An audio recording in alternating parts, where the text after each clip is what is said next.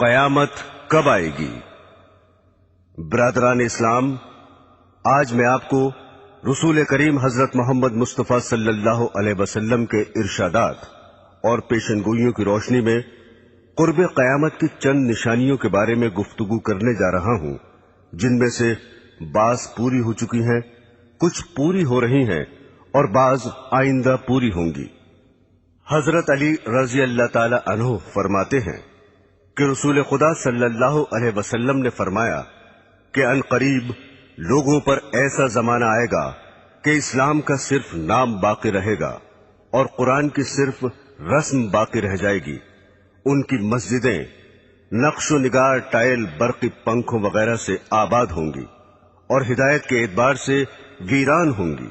ان کے علماء آسمان کے نیچے رہنے والوں میں سب سے زیادہ برے ہوں گے۔ ان علماء سے فتنے پیدا ہوں گے اور پھر ان میں واپس آ جائیں گے۔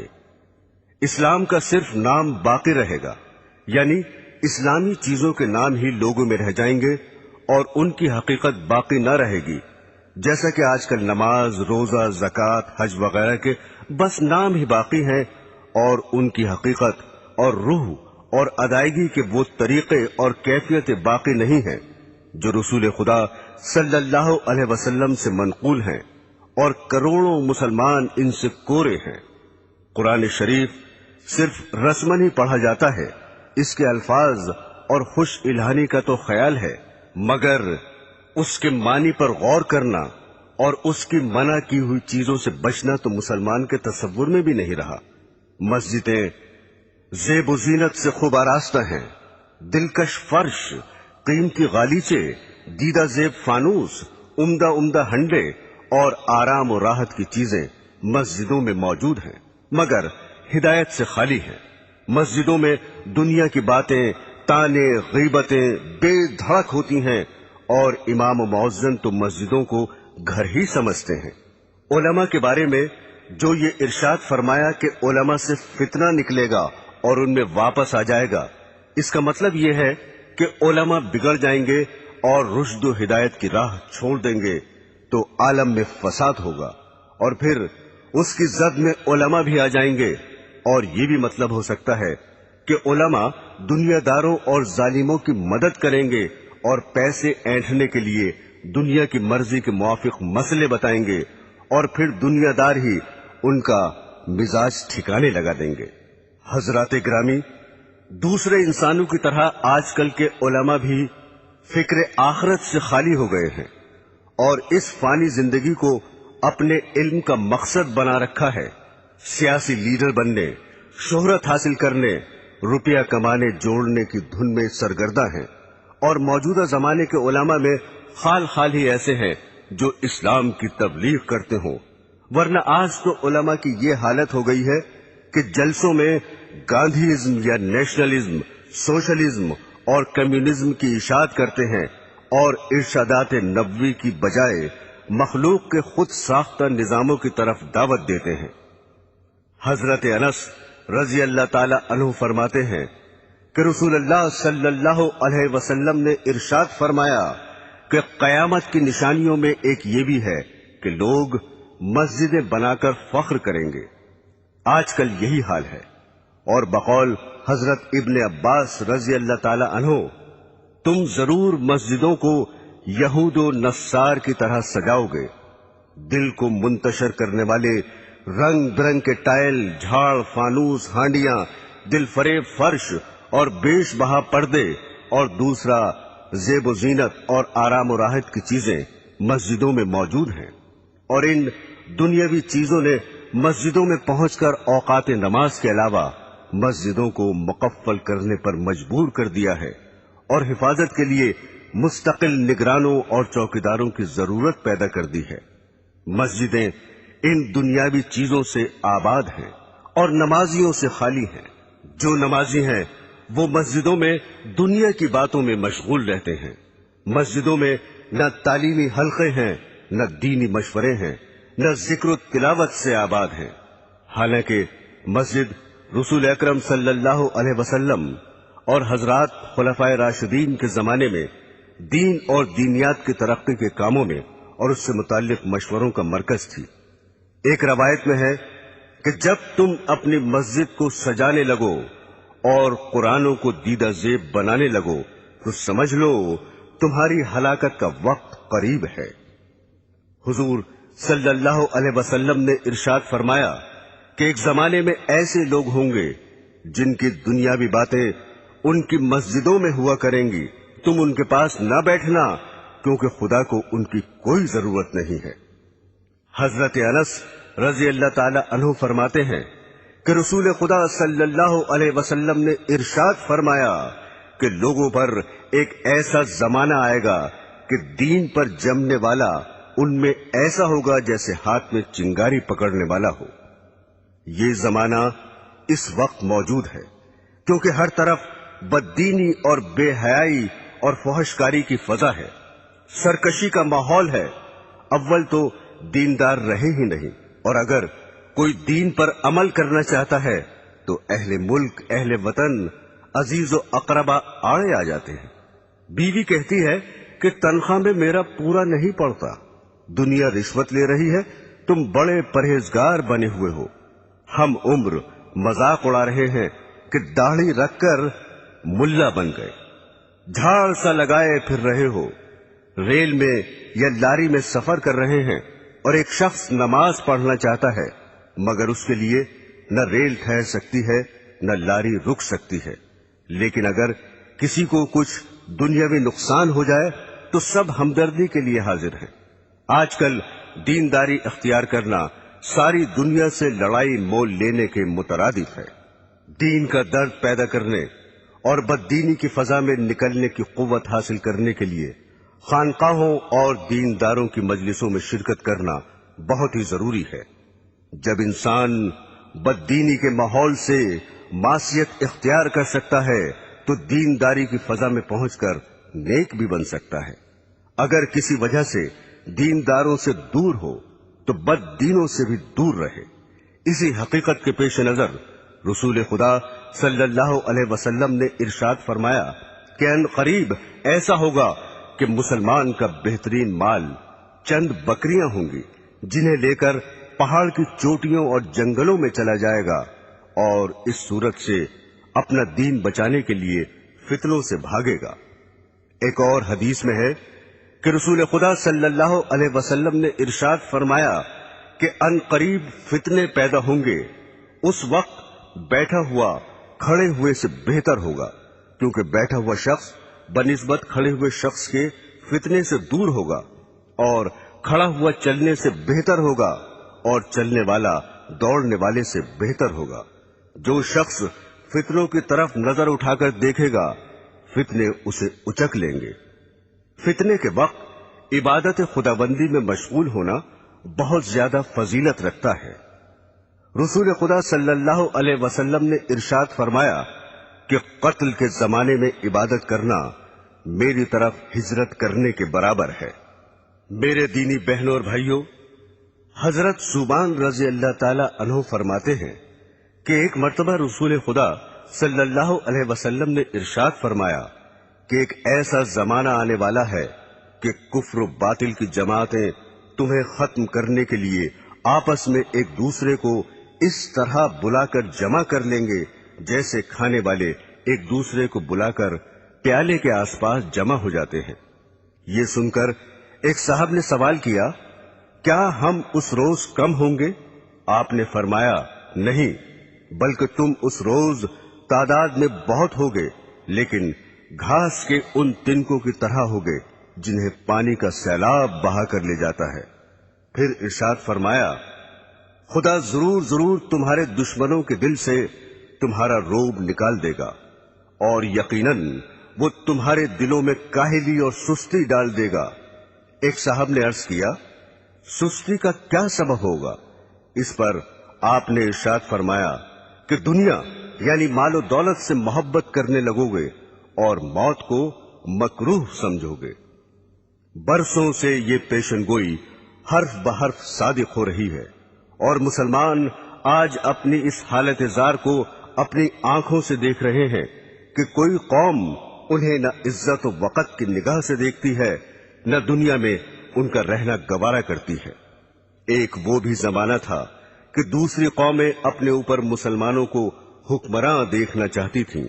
ایک دور یہ ہے کہ غیر مسلم اقوام مسلمان کو اپنی قلم رو میں رکھنا بھی پسند نہیں کرتی۔ تمام دنیا کے مسلمان ایک ہی وقت میں ایک دم ختم ہو جائیں، یہ تو ہرگز کبھی نہیں ہوگا، جیسا کہ پہلے پیشن گوئی گزر چکی ہے۔ البتہ ایسے واقعات گزر چکے ہیں کہ کسی ملک میں جہاں مسلمان خود حکمراں تھے، انقلاب کے بعد وہ وہاں سے جان بچا کر بھی نہ جا سکے۔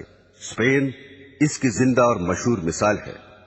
مسلمانوں کو آج ذلت و خواری کا منہ کیوں دیکھنا پڑ رہا ہے، اور کروڑوں کی تعداد میں ہوتے ہوئے بھی کیوں غیروں کی طرف تک رہے ہیں؟ اس کا جواب خود ہادی عالم صلی اللہ علیہ وسلم کے ارشاد میں موجود ہے کہ دنیا کی محبت اور موت کے خوف کے باعث یہ حال ہو رہا ہے۔ جب مسلمان دنیا کو محبوب نہ سمجھتے تھے اور جنت کے مقابلے میں جو موت کے بغیر نہیں مل سکتی، دنیا کی زندگی ان کی نظروں میں کچھ بھی حقیقت نہ رکھتی تھی، اس لیے وہ موت سے ڈرتے نہ تھے۔ حالانکہ تعداد میں کم تھے، لیکن دوسری قوموں پر حکمراں رہے اور اللہ کی راہ میں جہاد کر کے غیروں کے دلوں تک پر حکومت کرنے لگے۔ آج بھی جو ہمارا حال ہے ہم اسے خود بدل سکتے ہیں، بشرطے کہ پچھلے مسلمانوں کی طرح دنیا کو ذلیل اور موت کو عزیز از جان سمجھنے لگے، ورنہ ذلت اور بڑھتی ہی رہے گی۔ حضرات گرامی، حضرت ابو ہریرہ رضی اللہ تعالی عنہ فرماتے ہیں کہ رسول خدا صلی اللہ علیہ وسلم نے ارشاد فرمایا کہ قیامت کی نشانیوں میں سے یہ بھی ہے کہ علم اٹھ جائے گا، جہالت بہت بڑھ جائے گی، زنا کی کثرت ہوگی، شراب بہت پی جائے گی، مرد کم ہو جائیں گے، عورتیں اس قدر زیادہ ہو جائیں گی کہ 50 عورتوں کی خبرگیری کے لیے ایک ہی مرد ہوگا۔ اس حدیث میں جو کچھ ارشاد فرمایا ہے اس وقت ہو بہو ہو رہا ہے۔ البتہ عورتوں کی ابھی اتنی زیادتی نہیں ہوئی جتنی اس حدیث میں درج ہے، مگر یورپ کی جنگیں ان قریب ہی اس پیشن گوئی کو سچا کر دکھانے والی ہیں۔ حضرت انس رضی اللہ تعالی عنہ فرماتے ہیں کہ رسول خدا صلی اللہ علیہ وسلم نے ارشاد فرمایا کہ قیامت اس وقت تک قائم نہ ہوگی جب تک کہ وقت جلدی جلدی نہ گزرنے لگے۔ پھر اس کی تشریح فرمائی کہ 1 سال 1 ماہ کے برابر ہوگا، اور 1 ماہ 1 ہفتے کے برابر ہوگا، اور 1 ہفتہ 1 دن کے برابر ہوگا، اور 1 دن 1 گھڑی کے برابر ہوگا، اور 1 گھڑی ایسے گزر جائے گی جس طرح آگ کا شعلہ یکایک بھڑک کر ختم ہو جاتا ہے۔ برادران اسلام، قرب قیامت کی نشانیوں میں سے یہ بھی ہے کہ سود عام ہوگا اور حلال و حرام کا خیال نہ کیا جائے گا۔ حضرت ابو ہریرہ رضی اللہ تعالی عنہ فرماتے ہیں کہ رسول خدا صلی اللہ علیہ وسلم نے ارشاد فرمایا کہ لوگوں پر ایک ایسا زمانہ آئے گا کہ انسان یہ پرواہ نہ کرے گا کہ اس نے حلال حاصل کیا یا حرام لیا۔ بعض لوگ کہہ دیتے ہیں آج کل حلال تو ملتا ہی نہیں، لیکن یہ سمجھنا کہ حلال آج کل ملتا ہی نہیں نفس کا دھوکہ ہے، کیونکہ حلال کا دھیان رکھنے کی وجہ سے انسان قیود و حدود میں بندھ جاتا ہے، اور بقول حضرت سفیان ثوری رحمت اللہ علیہ حلال میں فضول خرچی کی گنجائش نہیں ہوتی اور عیش و مستی کی زندگی گزارنے کا موقع نہیں ملتا، اس لیے نفس یہ تعویل سمجھاتا ہے کہ آج کل حلال تو ملتا ہی نہیں، لہذا حرام حلال کا خیال فضول ہے۔ لیکن جن بندوں کے دل میں خدا کا خوف ہے اور جنہوں نے سرور عالم صلی اللہ علیہ وسلم کا فرمان کہ جنت میں وہ گوشت داخل نہ ہوگا جو حرام سے بڑھا ہو، جو گوشت حرام سے بڑھا ہو دوزخ اس کی زیادہ مستحق ہوگی۔ اگرچہ حلال ان کو زیادہ نہیں ملتا اور حلال طلب کرنے والوں کی بسا اوقات دنیاوی ضرورتیں بھی رکی رہتی ہیں، لیکن آخرت کے بے پناہ عذاب سے بچنے کے لیے دنیا کی جلدی ختم ہو جانے والی تکلیفوں کا برداشت کرنا ہر عقل مند کے لیے ضروری اور لازمی ہے۔ یہاں یہ بات بھی قابل غور ہے کہ حلال ملنے کی دقت بھی تو خود ہماری ہی پیدا کرتا ہے۔ اگر تقوی اور پرہیزگاری کی طرف لوگوں کا رخ ہو جائے اور سب حلال کمانے کی فکر کرے تو جو مشکلات آج پیدا ہو رہی ہیں وہ کسب حال میں ہرگز پیش نہ آئیں۔ مگر حال یہ ہے کہ جو دیندار اور پرہیزگار سمجھے جاتے ہیں، برس ہا برس کے نمازی ہیں، وہ بھی کمانے کے سلسلے میں مفتی صاحب کی خدمت میں یہ معلوم کرنے کے لیے نہیں پہنچتے کہ میں یہ تجارت کرنا چاہتا ہوں یا فلاں محکمے میں مجھے ملازمت مل رہی ہے، یہ جائز ہے یا ناجائز۔ حالانکہ شریعت میں ہر محکمے اور ہر معاملے کے احکام موجود ہیں۔ حضرت موسیٰ علیہ السلام کی شریعت کے ساتھ یہود کا یہی معاملہ تھا کہ بعض پر عمل کرتے اور بعض کو پس پشت ڈال رکھا تھا۔ اس حقیقت کو خداوند قدوس نے یوں ارشاد فرمایا ہے، کیا خدا کی کتاب کے ایک حصے پر تمہارا ایمان ہے اور تم اسی کتاب کے کچھ حصوں کا انکار کرتے ہو؟ رسول اللہ صلی اللہ علیہ وسلم نے ارشاد فرمایا کہ لوگوں پر ضرور ایک ایسا دور آئے گا کہ کوئی شخص ایسا باقی نہ رہے جو سود کھانے والا نہ ہو، اور اگر سود بھی نہ کھائے گا تو اسے سود کا دھواں اور بعض روایات میں غبار پہنچ جائے گا۔ یہ پیشن گوئی بھی اس وقت صادق آ رہی ہے۔ بینکوں سے تعلق رکھنے والوں اور بینک کے ذریعے کاروبار چلانے والوں کو اور پھر ان سے شرکت یا ملازمت کے ذریعے روپیہ حاصل کرنے والوں کو شمار کر لو، پھر دیکھو کہ سود سے یا اس کے اثر سے کون بچ رہا ہے۔ برادران اسلام، حضرت ابو ہریرہ رضی اللہ تعالی عنہ فرماتے ہیں کہ رسول خدا صلی اللہ علیہ وسلم نے خدا کی قسم کھا کر ارشاد فرمایا کہ اس وقت تک دنیا ختم نہ ہوگی جب تک لوگوں پر ایسا دن نہ آ جائے گا کہ قاتل کو یہ علم نہ ہوگا کہ میں نے کیوں قتل کیا، اور مقتول یہ نہ جانے گا کہ میں کیوں قتل ہوا۔ کسی نے عرض کیا، ایسا کیوں ہوگا؟ ارشاد فرمایا، فتنوں کی وجہ سے قتل بہت ہی زیادہ ہوگا۔ پھر ارشاد فرمایا، ان فتنوں میں قتل کرنے والا اور قتل ہونے والا دونوں جہنم میں داخل ہوں گے۔ حضرات گرامی، قاتل کا دوزخی ہونا تو ظاہر ہے کہ اس نے ناحق دوسرے کا خون کیا، اور مقتول کے دوزخی ہونے کی وجہ دوسری حدیث میں یہ آئی ہے کہ چونکہ وہ بھی دوسرے کو قتل کرنے کی فکر میں لگا ہوا تھا، اس لیے وہ بھی دوزخی ہوگا۔ میرے عزیزوں، آج کل جس قدر قتل واقع ہو رہے ہیں، عموماً ان کی وجہ فتنوں کے سوا کچھ نہیں ہوتی۔ قومی عصبیت اور فرقہ پرستی کے باعث ہزاروں جانیں ختم ہو جاتی ہیں، اور قاتل کو مقتول کی خبر نہیں ہوتی، نہ مقتول کو قاتل کا پتہ چلتا ہے۔ دوسرے فرقے کا جو شخص ہاتھ لگا ختم کر ڈالا۔ چند انسانوں کے نظریوں کی جنگ نے ایسے ایسے آلات جنگ تیار کر لیے ہیں کہ شہر کے شہر ذرا ہی دیر میں فنا کے گھاٹ اترتے چلے جاتے ہیں۔ پھر تعجب یہ ہے کہ ہر فریق یہ کہتا ہے کہ ہم امن چاہتے ہیں۔ برادران اسلام، حضرت عمر اور حضرت ابو ہریرہ رضی اللہ تعالی عنہما سے روایت ہے کہ رسول خدا صلی اللہ علیہ وسلم کی خدمت میں آ کر ایک صاحب نے دریافت کیا کہ قیامت کب آئے گی؟ آپ نے ارشاد فرمایا کہ میں اور تم اس معاملے میں برابر ہیں، یعنی اس کا جیسے تمہیں پتہ نہیں مجھے بھی علم نہیں۔ ان صاحب نے عرض کیا، تو اس کی نشانیاں ہی بتا دیجئے۔ آپ نے ارشاد فرمایا، اس کی بعض نشانیاں یہ ہیں کہ عورتیں ایسی لڑکیاں جننے لگیں جو ان ماؤں پر حکم چلائیں، اور تم دیکھو گے کہ ننگے پیر اور ننگے بدن والے تنگ دست اور بکریاں چلانے والے مکانات کی بلندی پر فخر کریں گے۔ یہ حضرت عمر کی روایت کے الفاظ ہیں، اور حضرت ابو ہریرہ رضی اللہ تعالی عنہ کی روایت میں ہے کہ آپ نے فرمایا، جب تم ننگے پیر اور ننگے بدن والوں گونگوں بہروں کو زمین کا بادشاہ دیکھو، اس وقت قیامت قریب ہوگی۔ مکانات کی بلندی پر فخر کرنا اور ایسی اولاد کا پیدا ہو جانا جو والدین پر حکم چلائیں، اس دور میں ہو بہو موجود ہے۔ جو اہل ثروت اور سرمایہ دار ہے وہ تو بڑی بڑی بلڈنگیں بناتے ہیں ہی، مگر جن کے پاس کھانے پہننے کو بھی نہیں، وہ بھی پیٹ کاٹ کاٹ کر اور قرض لے لے کر اپنے گھروں کی عمارت اونچی بنانے کی فکر میں رہتے ہیں۔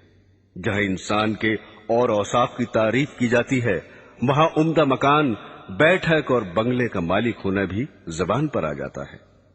ننگے بدن اور ننگے پیر والے بادشاہ تو ابھی موجود نہیں ہوئے، آئندہ ضرور ہوں گے، جیسا کہ سرور عالم صلی اللہ علیہ وسلم نے خبر دی ہے۔ البتہ ایسے حکمراں اس وقت بھی موجود ہیں جنہیں گونگا اور بہرا کہنا بالکل صحیح ہے، کیونکہ ان میں نہ حق سننے کی صلاحیت ہے نہ حق کہنے کی قابلیت ہے۔ ان کے مخالف اخباروں اور لیڈران ان کو حق پر لانے کی بہت کوشش کرتے ہیں، مضامین اور آرٹیکلز لکھ کر جھنجھوڑتے ہیں، مگر وہ اپنی کجروی کو چھوڑنے کے لیے ذرا بھی ٹس سے مس نہیں ہوتے۔ ان کی گویائی کا یہ عالم ہے کہ تقریروں اور بیانوں میں اس قدر صاف اور صریح جھوٹ بول جاتے ہیں کہ اخبارات ان کے جھوٹ کی داد دیتے دیتے تھک جاتے ہیں، اور عوام کے دلوں سے اپنے حکمرانوں کی بات کا اعتماد اٹھتا چلا جاتا ہے۔ پھر نااہل اس قدر ہیں کہ جو محکمہ ان کے سپرد کیا جاتا ہے، روپے کی تنخواہ بٹورنے کے شوق میں اسے قبول تو کر لیتے ہیں، مگر محکمے کی ذمہ داریوں کو پوری طرح انجام دینے سے قاصر رہتے ہیں۔ بخاری شریف میں ہے کہ رسول خدا صلی اللہ علیہ وسلم کی خدمت میں حاضر ہو کر ایک دیہاتی نے سوال کیا کہ قیامت کب آئے گی؟ آپ نے ارشاد فرمایا، جب امانت داری جاتی رہے تو قیامت کا انتظار کرنا۔ سائل نے دوبارہ دریافت کیا کہ امانت داری کیسے ضائع ہوگی؟ ارشاد فرمایا، جب عہدے نااہلوں کے سپرد کر دیے جائیں، جیسے صدارت، قیادت، حکومت، وزارت، تدریس، امامت، خطابت وغیرہ، تو قیامت کا انتظار کرنا، یعنی جب ایسا ہوگا تو امانت داری بھی ضائع کر دی جائے گی۔ اس ارشاد سے معلوم ہوا کہ نالائق حکمرانوں کے علاوہ دوسرے عہدوں پر فائز ہونے والے بھی نااہل ہوں گے۔ چنانچہ آج کل موجود ہیں فاسق، بخیل، بدکار اور بد اخلاق لوگ بڑے بڑے عہدوں پر فائز ہیں۔ جو لوگ معزز اور اہل عقل سمجھے جاتے ہیں، دولت و ثروت کی وجہ سے انہیں بڑا آدمی کہا جاتا ہے۔ ان کے افعال و کردار بسا اوقات اخباروں میں شائع ہوتے ہیں تو پتہ چلتا ہے کہ اس دور کے بڑوں کی بدکاری کس درجہ بڑھی ہوئی ہے، اور سید عالم صلی اللہ علیہ وسلم کا ارشاد گرامی، اس وقت تک قیامت قائم نہ ہوگی جب تک دنیا کا سب سے زیادہ حصہ ایسے شخص کو نہ مل جائے جو خود بھی کمینہ ہوگا اور اس کا باپ بھی کمینہ ہوگا۔ جلد ہی دنیا پر صادق آنے والا ہے۔ اس وقت انسانوں میں بلند اخلاق والے انسان بہت ہی کم ہیں، اور وہ وقت موجود ہے جس کا بخاری شریف میں ذکر ہے کہ رسول خدا صلی اللہ علیہ وسلم نے ارشاد فرمایا کہ لوگ یکے بعد دیگرے ختم ہوتے جائیں گے اور بیکار لوگ رہ جائیں گے، جیسے ردی، جو یا کھجور کا کوڑا رہ جاتا ہے، خدا ان کی ذرا پرواہ نہ کرے گا۔ فرمایا نبی کریم صلی اللہ علیہ وسلم نے کہ میرے رب نے مجھے تمام جہانوں کے لیے رحمت اور ہادی بنا کر بھیجا ہے، اور مجھے حکم دیا ہے کہ گانے بجانے کا سامان اور بت اور صلیب اور جاہلیت کی چیزوں کو مٹا دو۔ حضرات گرامی، آج کل گانا بجانا زندگی کا اہم جزو بنا ہوا ہے، اور ازدواجی زندگی کا معیار بھی اس قدر بدل گیا کہ شوہر و بیوی کے انتخاب کے لیے دیندار اور خدا ترس ہونا نہیں دیکھا جاتا، بلکہ مرد نازنین رقاصہ ڈھونڈتا ہے اور بیوی کو ہیرو درکار ہوتا ہے۔ مال و زر کی ہوس میں شریف زادیاں خاندانی عزت کو خاک میں ملا کر سٹیج پر آ رہی ہیں۔ کمپنی کے ایجنٹ اور دلال بہلا پھسلا کر انہیں تباہ و برباد کرتے ہیں۔ ایک ایکٹریس اپنے حسن کے جنون میں ہر وہ حرکت کر گزرتی ہے جو نہیں کرنی چاہیے۔ جب پوسٹروں اور اخباروں میں اس کا تعارف کرایا جاتا ہے اور اس کے رقص کی تعریف کی جاتی ہے تو اس کا دل اور بڑھتا ہے اور بے حیائی کے اور زیادہ مراتب طے کرتی چلی جاتی ہے۔ ضرورت زمانہ کو دیکھ کر اب تو بعض اسکولوں میں بھی رقص کی باقاعدہ تعلیم دی جا رہی ہے۔ ریڈیو گھر گھر اچھی باتیں اور عمدہ اخلاق کی تعلیمات پہنچانے کا بہترین ذریعہ ہے، مگر اس میں بھی اچھی تقریریں کبھی کبھی ہوتی ہیں اور گانے ہر وقت ہوتے رہتے ہیں۔ افسوس کہ اس دور کے ذمہ دار انسان بھی اصلاحی پروگراموں کو لے کر آگے نہیں بڑھتے، اور مزید تعجب یہ ہے کہ جو اسلامی اسٹیٹ کہلاتی ہیں وہاں بھی گانے بجانے، عیش و آرام کے آلات، تھیٹر اور سنیما پر کوئی پابندی نہیں ہے۔ حضرت ابو ہریرہ رضی اللہ تعالی عنہ فرماتے ہیں کہ رسول خدا صلی اللہ علیہ وسلم نے ارشاد فرمایا کہ دوستیوں کے دو گروہ پیدا ہونے والے ہیں جنہیں میں نے نہیں دیکھا کیونکہ وہ ابھی پیدا نہیں ہوئے۔ پھر اس کی تشریح کرتے ہوئے فرمایا کہ ایک گروہ تو ایسا پیدا ہوگا جو بیلوں کی دموں کی طرح لمبے لمبے کوڑے لیے پھریں گے اور ان سے لوگوں کو مارا کریں گے، صبح شام اللہ کے غصے اور ناراضگی و لعنت میں پھرا کریں گے۔ دوسرا گروہ ایسی عورتوں کا پیدا ہوگا جو کپڑے پہنے ہوئے بھی ننگی ہی ہوں گی، غیر مردوں کو اپنی طرف مائل کریں گی اور خود بھی ان کی طرف مائل ہوں گی۔ ان کے سر اونٹوں کی جھکی ہوئی پشتوں کی طرح ہوں گے، نہ جنت میں داخل ہوں گی نہ جنت کی خوشبو سونگھیں گی، حالانکہ بلا شک و شبہ اس کی خوشبو اتنی دور سے آتی ہے۔ برادران اسلام، اس حدیث میں دو پیشن گوئیاں مذکور ہیں۔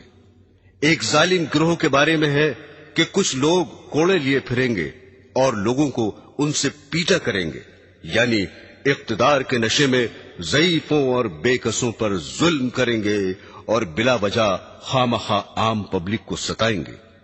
دوسری پیشن گوئی عورتوں کے حق میں ارشاد فرمائی ہے کہ آئندہ زمانے میں ایسی عورتیں موجود ہوں گی جو کپڑے پہنے ہوئے ہوں گی لیکن پھر بھی ننگی ہوں گی، یعنی اس قدر باریک کپڑے پہنیں گی کہ ان کے پہننے سے جسم چھپانے کا فائدہ حاصل نہ ہوگا، یا کپڑا باریک تو نہ ہوگا مگر چست ہونے اور بدن کی ساخت پر کس جانے کی وجہ سے اس کا پہننا اور نہ پہننا برابر ہوگا۔ اور آج کل تو چست ہونے کے ساتھ بدن کا ہم رنگ ہونا بھی داخل فیشن ہو چکا ہے۔ چنانچہ گندمی رنگ کے ایسے موزے داخل لباس ہو چکے ہیں جن کا پیر سے اوپر کا حصہ پنڈلی پر کھال کی طرح چپکا ہوا ہوتا ہے۔ بدن پر کپڑا ہونے اور اس کے باوجود بھی ننگا ہونے کی ایک صورت یہ بھی ہے کہ بدن پر صرف تھوڑا سا کپڑا ہو اور بدن کا بیشتر حصہ اور خصوصاً وہ اعضاء کھلے رہیں جن کو باحیا عورتیں غیر مردوں سے چھپایا کرتی ہیں، جیسا کہ یورپ اور ایشیا کے بعض شہروں میں ایسا لباس پہننے کا رواج ہے کہ صرف گھٹنوں تک قمیض ہوتی ہے، آستینیں موڑھے سے صرف 2-4 انچ ہی بڑی ہوتی ہیں، پنڈلیاں بالکل ننگی ہوتی ہیں اور سر بھی دوپٹے سے خالی ہوتا ہے۔ پھر فرمایا کہ یہ عورتیں مردوں کو اپنی طرف مائل کریں گی اور خود ان کی طرف مائل ہوں گی، یعنی ننگا ہونے کا رواج مفلسی کی وجہ سے نہ ہوگا بلکہ ان کی نیت مردوں کو بدن دکھانا اور ان کا دل لبھانا مقصود ہوگا، اور لبھانے کا دوسرا طریقہ یہ اختیار کریں گی کہ اپنے سروں کو جو دوپٹوں سے خالی ہوں گے مٹکا کر چلیں گی، جس طرح اونٹ کی پشت کا بالائی حصہ تیز رفتار کے وقت زمین کی جانب جھکا رہتا ہے۔ اونٹ کی پشت سے تشبیہ دینے سے یہ بھی بتایا کہ بال پھلا پھلا کر اپنے سروں کو موٹا کریں گی۔ پھر فرمایا کہ ایسی عورتیں جنت میں داخل نہ ہوں گی بلکہ اس کی خوشبو تک نہ سونگھیں گی۔ شریعت اسلامیہ نے زناکاری سے بھی روکا ہے اور ایسی چیزوں سے بھی روکا ہے جو زنا کی طرف بلانے والی ہیں، حتیٰ کہ اس کو بھی زنا فرمایا ہے کہ کوئی عورت تیز خوشبو لگا کر مردوں پر اس لیے گزرے کہ مرد اس کی خوشبو سونگھ لیں۔ برادران اسلام، کسی حادثے اور واقعے کا قیامت کی علامتوں میں سے ہونے کا یہ مطلب نہیں کہ قیامت کے بالکل ہی قریب ہو، بلکہ مطلب یہ ہے کہ قیامت سے پہلے اس کا وجود میں آ جانا ضروری ہے۔ اس لیے حضرت صلی اللہ علیہ وسلم نے بہت سے حوادث و واقعات کے بارے میں یہ فرمایا کہ قیامت اس وقت تک قائم نہ ہوگی جب تک ایسا نہ ہو جائے۔ اب میں وہ حوادث و واقعات بیان کرتا ہوں جو عموماً قیامت کے قریب تر زمانے میں ظاہر ہوں گے۔ رسول خدا صلی اللہ علیہ وسلم نے فرمایا کہ عیسائیوں سے صلح کرو گے جو امن والی صلح ہوگی۔ تم اور عیسائی آپس میں مل کر ایک دوسری عیسائی جماعت سے جنگ کرو گے۔ اس جنگ میں تمہاری فتح ہوگی، مال غنیمت ہاتھ لگے گا اور صحیح سالم واپس آ کر بڑے بڑے ٹیلوں والے میدان میں ٹھہرو گے جہاں درخت بہت ہوں گے۔ بیٹھے بٹھائے ایک عیسائی صلیب کو ہاتھ میں اٹھائے گا اور کہے گا کہ صلیب کی برکت سے فتح ہوئی۔ یہ سن کر ایک مسلمان کو غصہ آ جائے گا اور اس سے صلیب چھین کر توڑ ڈالے گا۔ یہ حال دیکھ کر عیسائی صلح کو توڑ دیں گے اور مسلمانوں سے جنگ کرنے کے لیے جمع ہو جائیں گے۔ مسلمان بھی اپنے ہتھیار لے دوڑیں گے اور عیسائیوں سے جنگ کریں گے۔ اس جنگ میں مسلمانوں کا بادشاہ شہید ہو جائے گا اور دوسرے ملکوں کی طرح ملک شام میں بھی عیسائیوں کی حکومت ہو جائے گی، اور جس عیسائی جماعت سے مسلمانوں کے ساتھ مل کر پہلے جنگ کی تھی اس سے اب یہ عیسائی صلح کر لیں گے۔ اس جنگ میں جو مسلمان بچیں گے وہ مدینے میں چلے جائیں گے اور خیبر کے قریب تک عیسائیوں کی حکومت ہو جائے گی۔ حضرات گرامی، جب مسلمان ہر طرف سے گھر جائیں گے اور ان کی حکومت صرف مدینہ منورہ سے خیبر تک رہ جائے گی تو وہ حضرت امام مہدی علیہ السلام کی تلاش میں لگ جائیں گے۔ حضرت امام مہدی علیہ السلام اس وقت مدینے میں ہوں گے اور امامت کا بار اٹھانے سے بچنے کے لیے مکہ مکرمہ چلے جائیں گے۔ مکہ کے بعض باشندے انہیں پہچان لیں گے اور ان کے پاس آ کر مکان سے انہیں باہر لائیں گے اور ان سے زبردستی بیعت یعنی خلافت کر لیں گے، حالانکہ وہ دل سے نہ چاہتے ہوں گے۔ یہ بیعت مقام ابراہیم اور حجر اسود کے درمیان ہوگی۔ غالباً حضرت امام کو طواف کرتے ہوئے بیعت پر مجبور کیا جائے گا۔ جب حضرت امام مہدی علیہ السلام کی خلافت کی خبر مشہور ہوگی تو ملک شام سے ایک لشکر آپ سے جنگ کرنے کے لیے چلے گا اور آپ کے لشکر تک پہنچنے سے پہلے ہی مقام بیدا میں جو مکہ اور مدینہ کے درمیان ہے زمین میں دھسا دیا جائے گا۔ اس واقعے کی خبر سن کر شام کے ابدال اور عراق کے پرہیزگار لوگ آپ کی خدمت میں پہنچ جائیں گے۔ آپ کے مقابلے کے لیے ایک قریشی نسل شخص قبیلہ بنی کلب کے مردوں کا ایک لشکر بھیجے گا۔ قبیلہ بنی کلب میں اس شخص کی ننیحال ہوگی۔ اس قبیلے سے حضرت مہدی علیہ السلام کا لشکر جنگ کرے گا اور غالب رہے گا۔ حضرت امام مہدی علیہ السلام کے ظہور کے بارے میں رسول اللہ صلی اللہ علیہ وسلم نے فرمایا کہ اس امت پر ایک زبردست مصیبت آئے گی اور انسان ظلم سے بچنے کے لیے کوئی پناہ کی جگہ نہ پائے گا۔ اس وقت خدا میری نسل اور میرے خاندان میں سے ایک شخص پیدا فرمائے گا اور اس کے ذریعے زمین کو عدل اور انصاف سے بھر دے گا، جس طرح کہ وہ اس سے پہلے ظلم اور زیادتی سے بھری ہوئی ہوگی۔ یعنی ان سے پہلے لوگوں میں عدل و انصاف نام کو نہ ہوگا، ہر جگہ ظلم ہی ظلم چھایا ہوگا، اور ان کے آنے پر ساری دنیا انصاف سے بھر جائے گی۔ پھر فرمایا کہ ان کے عدل سے آسمان والے اور زمین والے سب راضی ہوں گے، اور اس زمانے کی نیکیوں اور عدل و انصاف کا یہ نتیجہ ہوگا کہ آسمان ذرا سا پانی بھی برسائے بغیر نہ چھوڑے گا اور خوب موسلادھار بارشیں ہوں گی، زمین بھی اپنے اندر سے تمام پھل پھول غلے اور ترکاریاں اگا دے گی، حتیٰ کہ اس قدر ارزانی اور غذاؤں کی بہتات ہوگی کہ زندہ لوگ مردوں کی تمنا کرنے لگیں گے کہ کاش ہمارے دوست احباب عزیز اور اقربا بھی زندہ ہو جاتے تو اس عیش اور خوشی کے زمانے کو دیکھ لیتے۔ حضرت امام مہدی علیہ السلام کے زمانے میں مال اس قدر کثیر ہوگا کہ ان سے اگر کوئی مال طلب کرے گا تو لپ بھر بھر کر اس کے کپڑے میں اتنا ڈال دیں گے جتنا وہ اٹھا کر لے جا سکے گا۔ ابو داؤد شریف کی ایک روایت میں ہے کہ مہدی علیہ السلام نبی اکرم صلی اللہ علیہ وسلم کے طریق زندگی پر چلیں گے اور ان کے زمانے میں ساری زمین پر اسلام ہی اسلام ہوگا۔ حضرت مہدی علیہ السلام 7 برس حکومت کریں گے، پھر وفات پا جائیں گے اور مسلمان ان کی نماز جنازہ پڑھیں گے۔ برادران اسلام، حضرت مہدی علیہ السلام کو کفار سے کئی جنگیں کرنی پڑیں گی۔ حضرت مکہ سے چل کر مدینہ تشریف لے جائیں گے اور سید عالم صلی اللہ علیہ وسلم کی قبر اطہر کی زیارت کے بعد ملک شام کی طرف روانہ ہو جائیں گے۔ چلتے چلتے شہر دمشق تک ہی پہنچیں گے کہ دوسری طرف سے عیسائیوں کی فوج مقابلے میں آ جائے گی۔ اس فوج سے جنگ کرنے کے لیے حضرت مہدی علیہ السلام اپنے لشکر کو تیار کریں گے اور 3 دن جنگ کے بعد چوتھے روز مسلمانوں کو فتح ہوگی۔ اس لشکر کشی کا ذکر حدیث میں یوں آیا ہے: قیامت قائم ہونے سے پہلے ایسا ضرور ہوگا کہ نہ میراث یعنی میت کا ترکہ کی تقسیم ہوگی اور نہ مال غنیمت پر خوشی ہوگی۔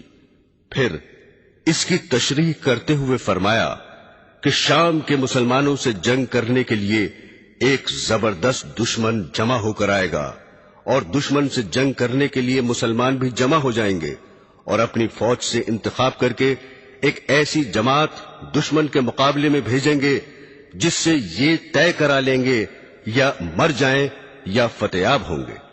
چنانچہ دن بھر جنگ ہوگی، حتیٰ کہ جب رات ہو جائے گی تو لڑائی بند ہوگی اور ہر فریق میدان جنگ سے واپس ہو جائے گا، نہ اسے غلبہ ہوگا نہ وہ غالب ہوں گے، اور دونوں فریقوں کی فوج جو آج لڑی تھی لڑتے لڑتے ختم ہو جائے گی۔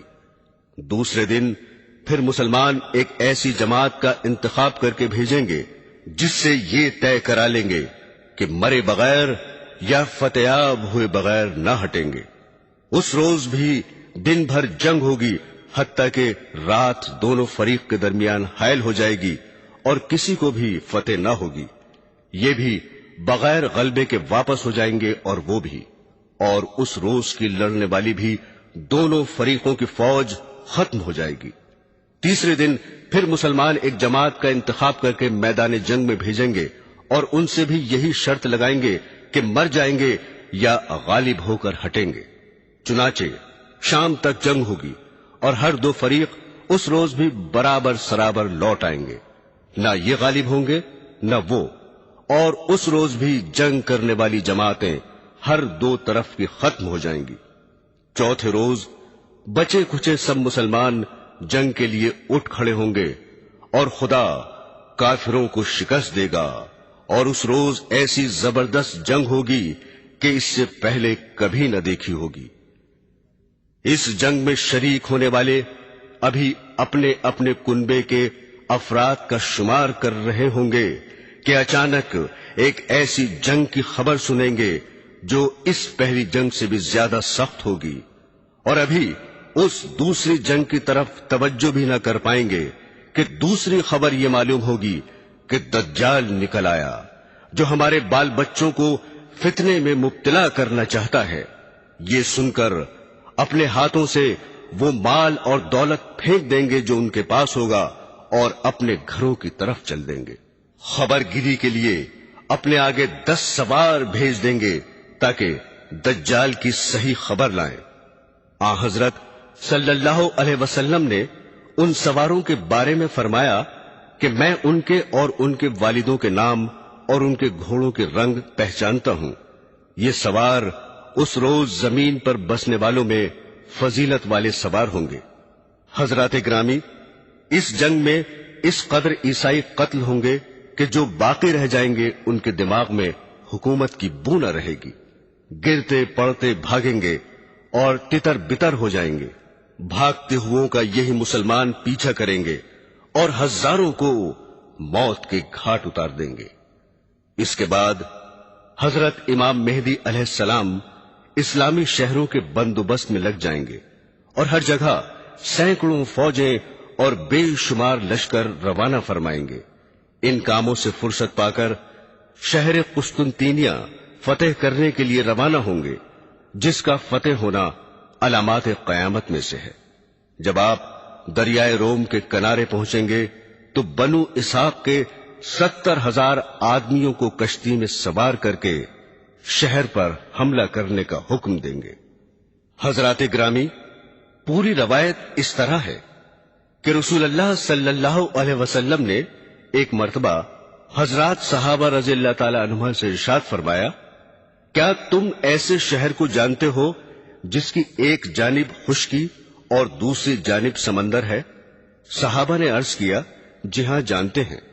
ارشاد فرمایا، اس وقت تک قیامت قائم نہ ہوگی جب تک بنو اسحاق کے 70,000 انسان اس شہر پر حملہ کر کے جنگ نہ کر لیں گے۔ جب یہ لوگ جنگ کرنے کے لیے اس شہر کے قریب آ کر قیام کریں گے تو نہ ہتھیاروں سے لڑیں گے اور نہ کوئی تیر پھینکیں گے، بلکہ محض خدا کی غیبی مدد کے ذریعے فتح حاصل کر لیں گے، جس کی صورت یہ ہوگی کہ لا الہ الا اللہ واللہ اکبر کا نعرہ لگائیں گے تو اس کی ایک طرف کی دیوار گر جائے گی، پھر دوبارہ لا الہ الا اللہ واللہ اکبر کا نعرہ لگائیں گے تو اس کی دوسری جانب کی دیوار گر جائے گی، پھر تیسری بار نعرہ لگائیں گے تو شہر میں داخل ہونے کے لیے راستہ مل جائے گا اور اس میں داخل ہو جائیں گے۔ داخل ہو کر شہر کو فتح کر لیں گے اور مال غنیمت ہاتھ لگے گا۔ غنیمت کا مال تقسیم کر ہی رہے ہوں گے کہ اچانک یہ آواز سنیں گے کہ دجال نکل آیا۔ اس کی آواز کو سن کر ہر چیز کو چھوڑ کر واپس آ جائیں گے۔ مسلم شریف کی دوسری روایت میں ہے کہ فتح قسطنطینیہ اور خروج دجال کا ذکر یوں ہے کہ آن حضرت صلی اللہ علیہ وسلم نے فرمایا کہ قیامت اس وقت تک قائم نہ ہوگی جب تک ایسا نہ ہو کہ روم والے عیسائی ایک جگہ قیام کریں گے اور ان سے جنگ کے لیے مدینے کا ایک لشکر نکلے گا جو اس وقت زمین پر بسنے والوں میں فضیلت والے ہوں گے۔ جب دونوں طرف سے فوجیں صف بنا کر کھڑی ہو جائیں گی تو عیسائی کہیں گے کہ ہمیں اور ان مسلمانوں کو چھوڑ دو جو ہمارے آدمیوں کو قید کر لائے ہیں۔ مسلمان جواب دیں گے کہ خدا کی قسم، ہم ایسا نہیں کریں گے کہ تمہارے اور اپنے بھائیوں کے درمیان کچھ نہ بولیں اور تمہیں ان سے لڑنے دیں۔ یہ کہہ کر عیسائیوں سے جنگ کریں گے اور اس جنگ میں مسلمانوں کا تہائی لشکر شکست کھا جائے گا، یعنی فوج کے تہائی آدمی جنگ سے بچ کر علیحدہ ہو جائیں گے اور خدا ان کی توبہ کبھی قبول نہ کرے گا، اور تہائی لشکر شہید ہو جائے گا جو اللہ کے نزدیک افضل الشہداء ہوں گے، اور تہائی لشکر عیسائیوں پر غلبہ پا کر فتح یاب ہوگا جو کبھی بھی فتنے میں نہ پڑیں گے، اور یہی تہائی لشکر قسطنطینیہ کو فتح کرے گا۔ فتح قسطنطینیہ کے بعد غنیمت کے مال کو تقسیم کر رہے ہوں گے اور اپنی تلواریں زیتون کے درخت پر لٹکائے ہوئے ہوں گے کہ اچانک شیطان زور سے یوں پکارے گا، بلا شبہ دجال تمہارے پیچھے تمہاری اہل اولاد میں پہنچ گیا۔ حالانکہ یہ خبر جھوٹ ہوگی۔ اس کے بعد مسلمانوں کا لشکر شام کی طرف رخ کرے گا، اور جب شام پہنچیں گے تو دجال نکل آئے گا۔ اسی اثنا میں کہ جنگ کی تیاری کر رہے ہوں گے اور صفیں درست کرتے ہوں گے، نماز کا وقت ہو جائے گا اور نماز کھڑی ہو جائے گی۔ اتنے میں حضرت عیسیٰ علیہ السلام آسمان سے اتر آئیں گے اور ان کے امام بنیں گے۔ حضرت عیسیٰ علیہ السلام کو دیکھتے ہی خدا کا دشمن دجال اس طرح پگھلنے لگے گا جیسے پانی میں نمک پگھلتا ہے۔ اگر حضرت عیسیٰ علیہ السلام اس کو قتل نہ کرے اور ویسے ہی چھوڑ دے تو دجال بالکل پگھل کر ہلاک ہو جائے، لیکن وہ اسے اپنے ہاتھ سے قتل کریں گے اور اپنے نیزے میں اس کا خون لگا ہوا لوگوں کو دکھائیں گے۔ برادران اسلام، حضرت عزیفہ رضی اللہ تعالی عنہ فرماتے ہیں کہ رسول خدا صلی اللہ علیہ وسلم نے فرمایا کہ بے شک دجال نکلے گا اور بے شک اس کے ساتھ میں پانی بھی ہوگا اور آگ بھی ہوگی۔ بعض روایات میں ہے کہ اس کے ساتھ اس کی جنت بھی ہوگی اور اس کی دوزخ بھی ہوگی۔ جسے لوگ پانی سمجھیں گے وہ واقعتاً جلانے والی آگ ہوگی، یعنی اس کو قبول کرنے کے سبب دوزخ کی آگ میں جلیں گے، اور جسے لوگ آگ سمجھیں گے وہ میٹھا پانی ہوگا۔ لہذا تم میں سے جو کوئی اس کے زمانے میں ہو تو چاہیے کہ اسی میں گرے جو آگ دکھائی دے رہی ہو، کیونکہ وہ در حقیقت میٹھا پانی ہے۔ مسلم کی روایت میں یہ بھی ہے کہ دجال کی دونوں آنکھوں کے درمیان لفظ کافر لکھا ہوگا، جسے ہر پڑھا بے پڑھا مومن پڑھ سکے گا۔ بعض روایات میں ہے کہ اس کے ساتھ گوشت روٹی کے پہاڑ اور پانی کی نہریں ہوں گی۔ کسی کے غصہ دلانے پر مشرق سے نکل پڑے گا اور مدینہ جانے کا قصد کرے گا، لیکن مدینے میں داخل نہ ہو سکے گا، کیونکہ اس روز مدینے کے 7 دروازے ہوں گے اور ہر دروازے پر 2 فرشتے پہرے کے لیے مقرر ہوں گے۔ لہذا وہ احد کے پہاڑ کے پیچھے ٹھہر جائے گا اور وہاں سے فرشتے اس کا رخ شام کی طرف کر دیں گے، شام کی طرف چل دے گا، وہیں حضرت مسیح علیہ السلام کے ہاتھوں ہلاک ہوگا۔ حضرات گرامی، جس وقت مدینے کے قریب احد کے پیچھے آ کر ٹھہرے گا تو مدینے میں زلزلے کے 3 جھٹکے آئیں گے۔ اس سے گھبرا کر تمام کافر اور منافق باہر نکل کر دجال کے پاس پہنچ جائیں گے۔ فتح الباری میں حاکم کی ایک روایت نقل کی ہے، جس میں یہ بھی ہے کہ مدینے سے فاسق مرد اور فاسق عورتیں بھی اس کی طرف نکل کھڑی ہوں گی۔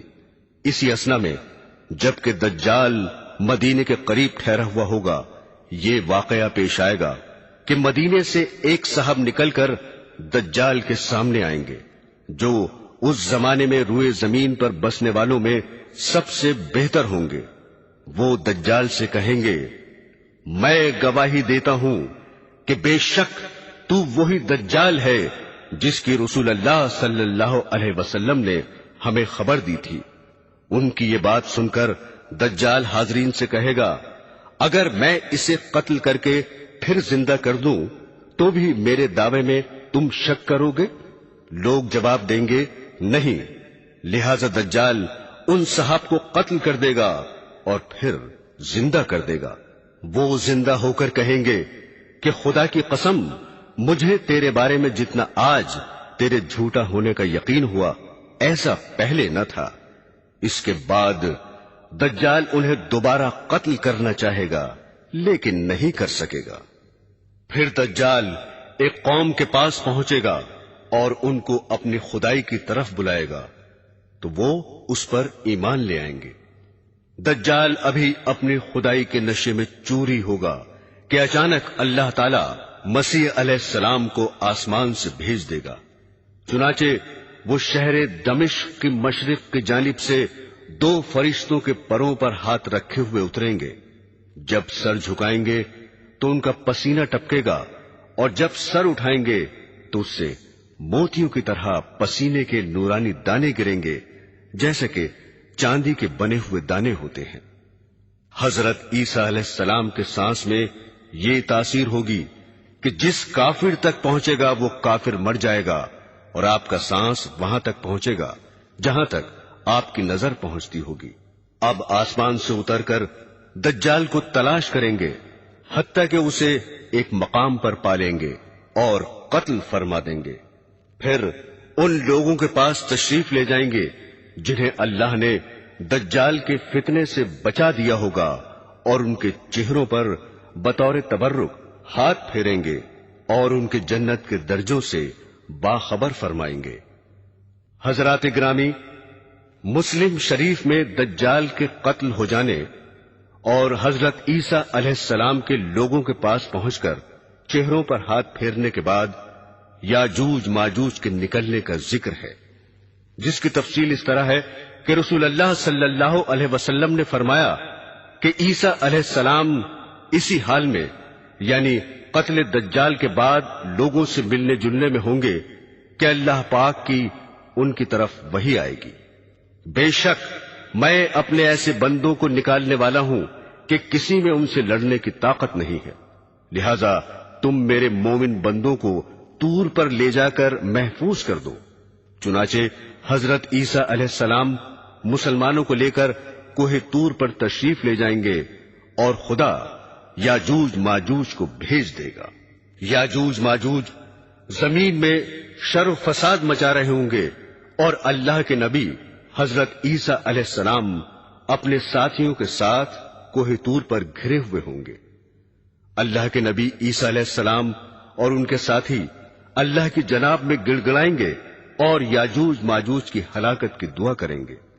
چنانچہ خدا یاجوج ماجوج پر بکریوں اور اونٹوں کی ناک میں نکلنے والی بیماری بھیج دے گا جو ان کی گردنوں سے نکل آئے گی اور وہ سب کے سب ایک ہی وقت میں مر جائیں گے۔ اس کے بعد حضرت عیسیٰ علیہ السلام اور آپ کے ساتھی آرام سے زمین پر رہنے لگیں گے اور خدا کا ان پر بڑا فضل و کرم ہوگا۔ مسلمان اسی عیش و آرام اور خیر و برکت میں زندگی گزار رہے ہوں گے کہ قیامت بہت ہی قریب ہو جائے گی، اور چونکہ قیامت کافروں پر ہی قائم ہوگی اس لیے اچانک خدا ایک عمدہ ہوا بھیجے گا جو مسلمانوں کی بغلوں میں لگ کر ہر مومن اور مسلم کی روح قبض کرے گی، اور بدترین لوگ باقی رہ جائیں گے جو گدھوں کی طرح سب کے سامنے بے حیائی سے عورتوں سے زنا کریں گے، انہیں پر قیامت آئے گی۔ برادران اسلام، حضرت عیسیٰ علیہ السلام کے بعد جہالت اور بددینی بڑھتی چلی جائے گی، حتیٰ کہ زمین میں کوئی اللہ اللہ کہنے والا بھی باقی نہ رہے گا، اور بہت ہی برے انسان دنیا میں رہ جائیں گے اور انہیں پر قیامت قائم ہوگی۔ اس دوران میں قیامت کی باقی نشانیاں بھی ظاہر ہو لیں گی جن کا حدیثوں میں ذکر آیا ہے۔ مثلا حضرت حذیفہ رضی اللہ تعالی عنہ کی روایت ہے کہ حضرت صلی اللہ علیہ وسلم نے ارشاد فرمایا کہ قیامت ہرگز قائم نہ ہوگی جب تک تم اس سے پہلے یہ 10 نشانیاں نہ دیکھ لو۔ پہلی دھواں، دوسری دجال، تیسری دابت الارض یعنی زمین کا چوپایا، چوتھی پشچم سے سورج کا نکلنا، پانچویں حضرت عیسیٰ علیہ السلام کا آسمان سے نازل ہونا، چھٹی یاجوج ماجوج کا نکلنا، ساتویں آٹھویں نمی، زمین میں 3 جگہ لوگوں کا دھس جانا، ایک مشرق میں، دوسرا مغرب میں اور تیسرا عرب میں، اور ان سب کے آخر یعنی 10ویں آگ یمن سے نکلے گی جو لوگوں کو ان کے محشر کی طرف گھیر کر پہنچا دے گی۔ دوسری روایت میں 10ویں نشانی آگ کے بجائے یہ ذکر فرمائی ہے کہ ایک ہوا نکلے گی جو لوگوں کو سمندر میں ڈال دے گی۔ اس حدیث میں جن 10 چیزوں کا ذکر ہے ان میں سے دجال، یاجوج ماجوج اور حضرت عیسیٰ علیہ السلام کے نازل ہونے کا بیان ہو چکا ہے۔ باقی چیزوں میں سے ایک ہے دھواں۔ سرور عالم صلی اللہ علیہ وسلم سے منقول ہے کہ جب آپ سے دریافت کیا گیا تو ارشاد فرمایا، ایسا دھواں ہوگا کہ جو مشرق سے مغرب تک خلا بھر دے گا اور 40 دن رہے گا۔ اس دھوئیں سے اہل ایمان کو زکام کی طرح تکلیف محسوس ہوگی اور کافر بے ہوش ہو جائیں گے۔ قیامت کی ایک دوسری نشانی ہے دابت الارض یعنی زمین کا چوپایا، ایک ایسا جانور جو زمین سے نکل کر اہل ایمان کی پیشانی پر نورانی خط کھینچ دے گا اور کافروں کی ناک یا گردن پر سیاہ مہر لگا دے گا۔ قرآن حکیم کی ایک آیت میں اس جانور کا ذکر آیا ہے۔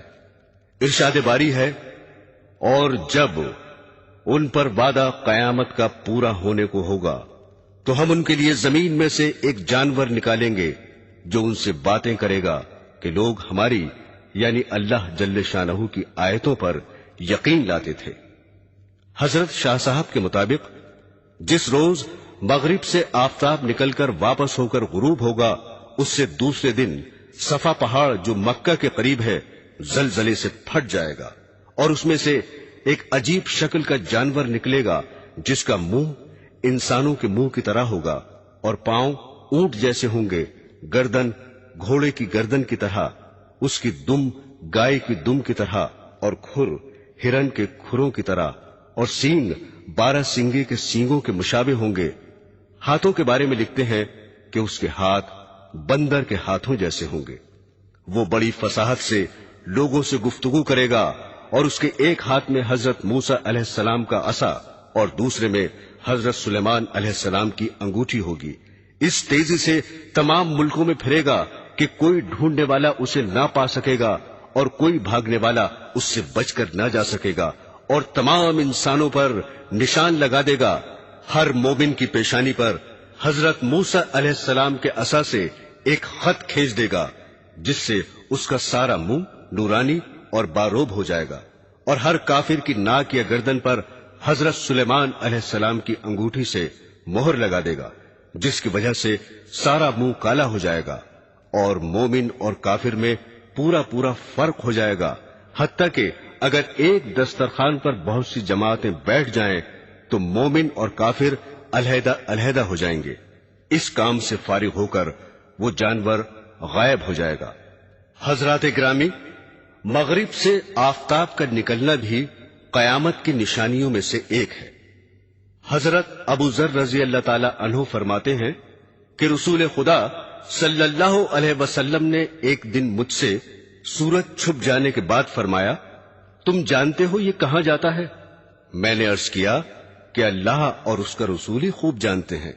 اس پر آپ نے ارشاد فرمایا کہ بے شک یہ چلتے چلتے عرش کے نیچے پہنچ کر خدا کو سجدہ کرتا ہے، اور حسب عادت مشرق سے طلوع ہونے کی اجازت چاہتا ہے، اور اسے اجازت دے دی جاتی ہے، اور ایسا بھی ہونے والا ہے کہ ایک روز یہ سجدہ کرے گا اور اس کا سجدہ قبول نہ ہوگا، اور مشرق سے طلوع ہونے کی اجازت چاہے گا اور اجازت نہ دی جائے گی، اور کہا جائے گا کہ جہاں سے آیا ہے وہیں واپس لوٹ جا، چنانچہ سورج واپس ہو کر مغرب کی جانب سے طلوع ہوگا۔ ایک اور روایت ہے کہ حضرت صلی اللہ علیہ وسلم نے فرمایا، مغرب سے طلوع ہو کر جب آفتاب بیچ آسمان میں پہنچ جائے گا تو واپس لوٹ جائے گا، اور مغرب ہی میں غروب ہو کر بدستور مشرق سے نکلنے لگے گا۔ فتح الباری میں ایک حدیث نقل کی گئی ہے کہ حضرت صلی اللہ علیہ وسلم نے فرمایا کہ مغرب سے آفتاب طلوع ہونے کے بعد 120 سال انسان اور زندہ رہیں گے، پھر قیامت آئے گی۔ قیامت کی ایک اور علامت ہے زمین میں دھس جانا۔ حدیث شریف میں ہے کہ 3 مقامات پر لوگ زمین میں دھسا دیے جائیں گے، ایک مشرق میں، دوسرے مغرب میں، اور تیسرے جزیرہ عرب میں۔ یہ عذاب تقدیر کے جھٹلانے والوں پر آئے گا۔ خود حدیث میں اس کی صاف تصریح بھی وارد ہوئی ہے، جو حضرت عبداللہ بن عمر رضی اللہ تعالی عنہ کی ہے کہ رسول اللہ صلی اللہ علیہ وسلم نے فرمایا کہ اس امت میں زمین میں دھس جانا اور صورتوں کا مسخ ہو جانا واقع ہوگا، اور یہ تقدیر کو جھٹلانے والوں میں ہوگا۔ حضرات گرامی، یمن سے آگ کا نکلنا بھی قیامت کی ایک علامت ہے۔ ایک آگ یمن سے نکل کر لوگوں کو محشر کی طرف گھیر کر پہنچا دے گی۔ انہی دنوں جبکہ زمین پر کوئی اللہ اللہ کہنے والا نہ رہے گا، ملک شام میں امن ہوگا اور غلہ بھی سستا ہوگا، خواہ سوداگر ہوں، خواہ دستکار ہوں، خواہ سرمایہ دار، غرضے کے سب گھر کے اسباب لاد کر ملک شام کی طرف روانہ ہو جائیں گے، اور جو لوگ دوسرے ملکوں میں چلے گئے تھے وہ بھی ملک شام میں آ کر آباد ہو جائیں گے، اور تھوڑے ہی دنوں کے بعد ایک بہت بڑی آگ ظاہر ہوگی اور لوگوں کو کھدیڑتی ہوئی ملک شام پہنچا دے گی۔ اس کے بعد وہ آگ غائب ہو جائے گی۔ کچھ عرصے بعد لوگ اپنے اپنے وطنوں کا رخ کریں گے، اور دوسرے ملکوں میں بھی آدمی جا کر واپس آ جائیں گے، لیکن ملک شام میں پوری آبادی رہے گی، یہ قیامت کے نزدیک بالکل آخری علامت ہوگی، اور اس کے 3-4 برس بعد قیامت آ جائے گی۔